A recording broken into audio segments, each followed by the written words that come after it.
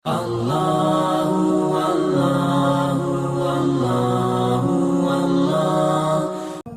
kali kita temukan ada orang tiba-tiba terkenal, dan terkenalnya itu sesuai dengan hukum Allah ya. Dalam arti kata begini, dia mungkin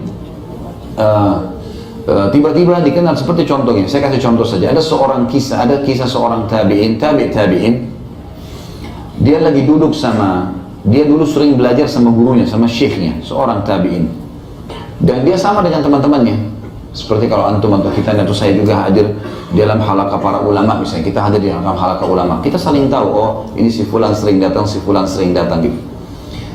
Satu waktu teman-teman sekalian, setelah 10 tahun dalam halaqah gurunya, tiba-tiba saja ya, karena sudah 10 tahun belajar, dia mempraktekkan ilmunya. Dia buka halaqah di masjid yang juga sama di tempat gurunya, tapi di waktu yang berbeda, misal beda hari ya.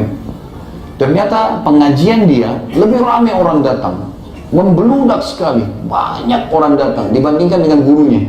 Sampai teman-temannya sendiri hadir di majelisnya karena luasnya ilmu yang dia sampaikan gitu kan. Dan penampilannya berubah. Tadinya dia miskin, dalam 10 tahun jadi kaya raya luar biasa. Sampai dia itu membiayai semua murid-murid yang belajar dengan dia, dibiayai orang pergi jihad, dibiayai segala macam hal. Ringkas cerita, salah satu temannya di majelis mengatakan, wahai syekh, dipanggil syekh, teman dekatnya, apa sebenarnya rahasianya? Apa yang kamu lakukan? Apa rahasianya sampai Allah memberikan kamu kelebihan ini? Sungguh kami tidak mungkin bisa menjangkau kelebihanmu ini. Tidak bisa kita nih, walaupun sudah sama-sama belajar 10 tahun, tapi kami nggak bisa.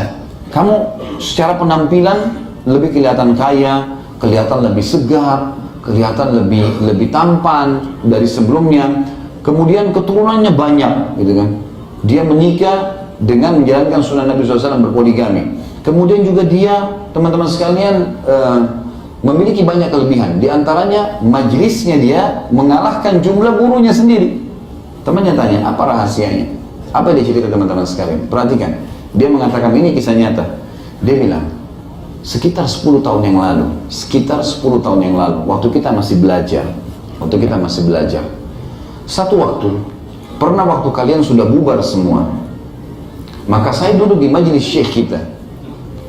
Lalu sementara saya lagi punya banyak pertanyaan yang saya ingin tanyakan, karena awal-awal belajar, tiba-tiba ada seorang laki-laki yang kelihatannya tampan, putih, badannya kekar. Kelihatannya orang ini ada juga bekas kekayaan, tanda kekayaan dari pakaiannya, dari penampilannya. Dia mendekati syekh kita, lalu dia berkata, syekh, saya mau minta, waktu itu orang bilang imam, wahai imam, saya mau minta dari anda jodoh buat anak perempuan saya. Maka saya minta anda yang tunjuk. Kata syekhnya, balik ke arah saya, kamu mau menikah? Dia bilang, iya syekh. Karena memang dia belum menikah. Dan kata orang ini, saya melihat penampilannya orang ini, saya sudah bayangkan anaknya paling tidak seperti dia. Karena orangnya tinggi, putih, gagah, berarti mungkin tidak akan jauh dari itu. Maka dia bilang, iya saya mau. Tiba-tiba ayah perempuan itu mengatakan, baik syekh, saya walinya, saya akan nikahkan sekarang. Panggil 2 saksi, suruh keluarin sesuatu dari kantongnya. Dia bilang, saya cuma punya mungkin sekitar 2-3 dirham, saya keluarkan sebagai mahar. Kalimat akad tiba-tiba diucapkan. Udah selesai akad nikah, spontan terjadi begitu. Kata mertuahnya sekarang, ikutlah sama saya ke rumah. Kata orang ini, saya ikut ke rumahnya. Rumahnya sangat besar, luas, kaya raya, kelihatan mewah. Saya begitu bahagia membayangkan itu. Berarti saya akan tinggal di rumah semewah ini. Tadinya saya tinggal di sebuah rumah gubuk kecil, orang miskin gitu kan. Dia bilang, kemudian saya masuk ke ruang tamu dengan dipan-dipan yang empuk, ruangan yang wangi. Saya betul-betul pada saat itu berbunga-bunga. Ya. Kemudian dia bilang, mertua saya mengatakan, tunggu sebentar, saya akan persiapkan istrimu. Lalu dia masuklah ke dalam. Kemudian setelah beberapa saat dia keluar, dia mengatakan, ini ruanganmu, di bawah, istrimu ada di dalam. Apa yang dia bilang teman-teman? Waktu saya masuk ke dalam dan saya menemui istri saya, demi Allah, di dalam diri istri saya itu ada lebih dari 10 aib. 10 aib, yang 10 aib ini satu saja sudah cukup untuk saya tidak tinggal bersama dia. Matanya rusak, telinganya tuli, ya. rusak kulitnya, rusak, sebagian-bagian kepalanya, rambutnya rontok, badannya lumpuh, kakinya nggak bisa jalan, ada 10 aib. Satu saja sudah cukup membuat saya tidak bisa bertahan jadi suaminya. Spontan saya mengatakan saya mau ceraikan.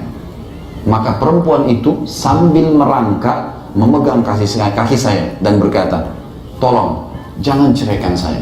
Walaupun kau tidak menyentuhku, biarkan aku punya status suami, sehingga aku meninggal bisa mendapatkan surga dari ridho suamiku. Mendengarkan kalimat tersebut, aku teringat sabda Nabi SAW, kalau wanita meninggal, gitu kan, dengan ridho suaminya, maka dia akan masuk surga. Maka dia bilang, saya bertahan 10 tahun, tidak ada yang tahu kalau istri saya seperti itu.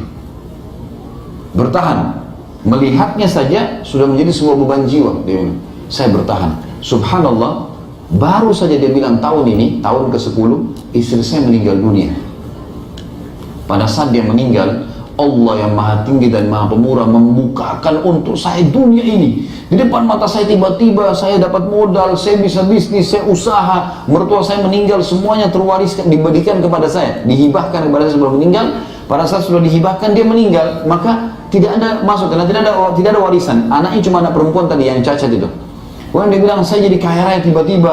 Kemudian saya tiba-tiba entah bagaimana, saya begitu memiliki pemahaman yang sangat luas. Apa yang saya pelajari 10 tahun dari guru kita ini, semuanya melekat. Sehingga saya bisa membuat pengajian, dan seperti kamu tahu, banyaknya orang datang ini justru setelah cobaan itu datang. Lihat efek daripada balasan teman-teman sekalian. Kadang-kadang Allah Subhanahu wa Ta'ala ingin meninggikan derajat seseorang, tapi dia nggak bisa sampai itu kecuali ada cobaan dulu, baik di dunia maupun di akhirat. Tadi salah satu contohnya saja.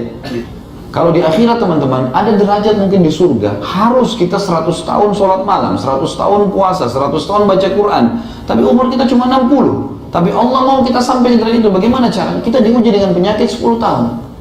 Kita diuji dengan susahnya hidup, minta-minta sama orang mungkin, mengemis, gitu. Dan beragam macam cobaan. Tapi satu jawaban teman-teman, selama kita berada di rel agama yang benar, maka pastikan kita tetap akan berada di jalan yang benar. Dan juga tetap kita makan, tetap kita minum. Cuman ada cobaan yang sedang berlalu, dilalui dengan satu kalimat rahasia, yaitu sabar.